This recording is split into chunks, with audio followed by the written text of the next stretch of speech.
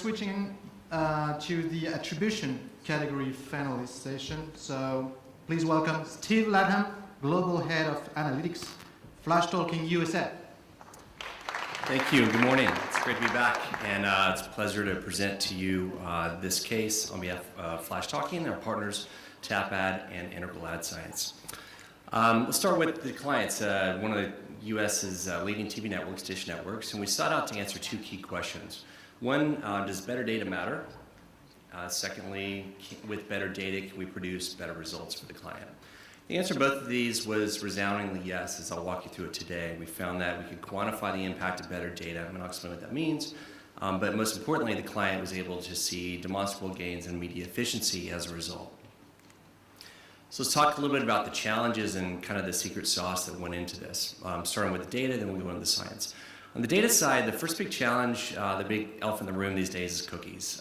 Cookie rejection has passed the tipping point. In this particular case, we found 63% of the cookies, almost 2/3 of cookies in the paths of converters were rejected. So if you imagine what that does to your data, it's a lot of holes to fill. We're able to unify that using F-Track cookieless tracking.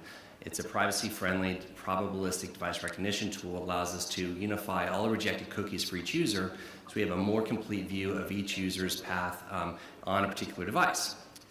Then we assembled the paths using the Tapad device graph across, we're stitching together the data across tablet, mobile, desktop, browsers to get a holistic view, or more of a people-based view. You hear that word a lot these days, but this actually is executing on that, so you can get a holistic view of each user in their journey. So once you have a good data set for all of the users, the converters, and the non-converters engagement paths, you then have to cleanse the data, and this is where fraud and viewability have to be taken into consideration. So we worked with Integral to integrate their outputs at the impression level and the user level to exclude all non-viewable and fraudulent impressions from the data set before we do the modeling.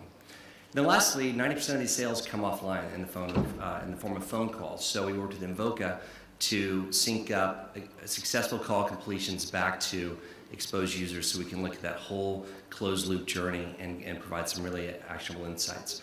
A couple visuals I'll share with you to show what enhancing the data means. In this case, the first chart shows about 1 million cookies that got analyzed in terms of each cookie being a user ID with impressions and clicks and visits associated.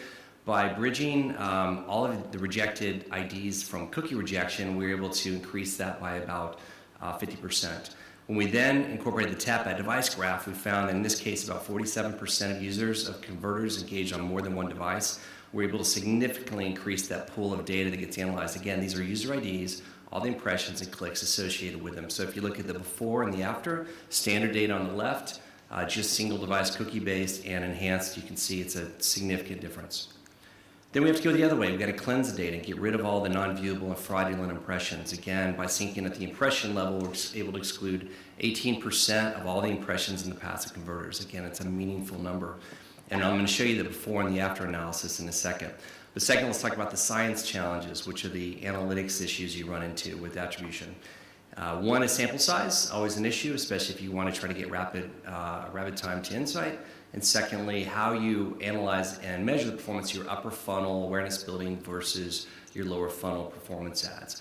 We address both through split funnel modeling. So instead of trying to model impressions against conversions, we can model impressions against visits and then visits against conversions. So by splitting that, we can not only isolate the impact of the upper funnel ads from the lower funnel, but then we can get representative samples and better predictive accuracies quicker with smaller data sets.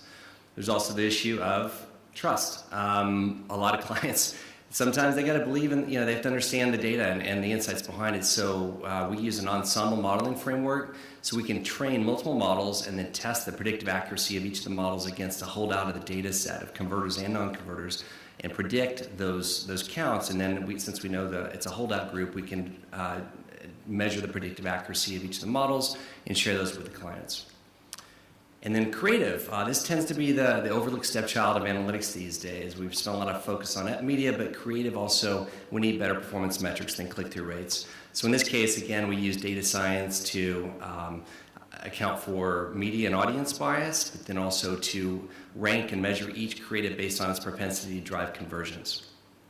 What were the results? As mentioned, I already gave you the top line at 28% improvement CPA, but we'll kind of drill into that. So first of all, the first question is, do we get better insights by better data? And the answer is yes. We could see the before and after. So the standard line in the middle, I don't have a laser. That's not last touch. That's multi-touch using standard single device cookie-based data versus the enhanced data, which is using all of the enhancements I just went through. What we see, overall media gets about a 7% lift in attributed conversions, but most importantly, display gets a significant pop as we're able to remove noise and improve the signal and get a better read on the performance of their digital.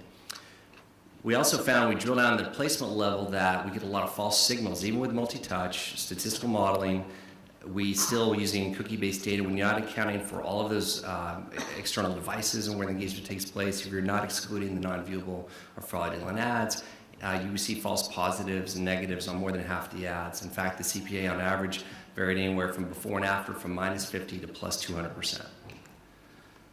So top line, again, 28% improvement in performance. If we break that down by channels, you can see 33% improvement from non-branded search by just getting rid of a lot of the excessive wasted search at the category level, and a meaningful improvement, about 20% overall for display.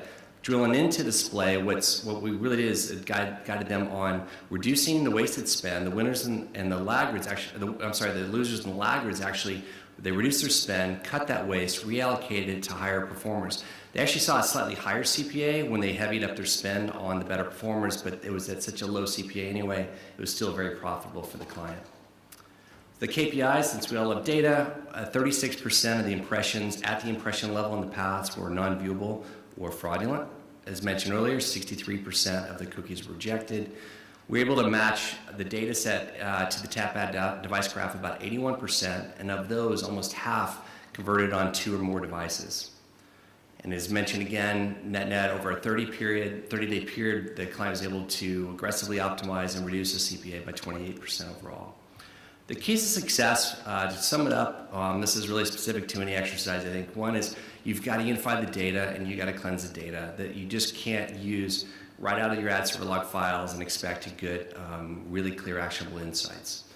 The transparency is important, especially in this day and age. We're in the political environment. I think the more that you can show them transparency in the sources of the data, the modeling accuracy, which models, how they performed, you see much better insights. Speed to insights, and above all, as data practitioners, analytics, make it easy for the customers to take action in their language and their terms across media, creative, frequency, and your, obviously the keywords is a big part of that too.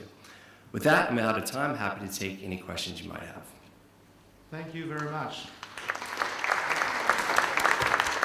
Sorry, it's a lot. I know we try to cram a lot in. Hopefully it's helpful. And this will all be available too.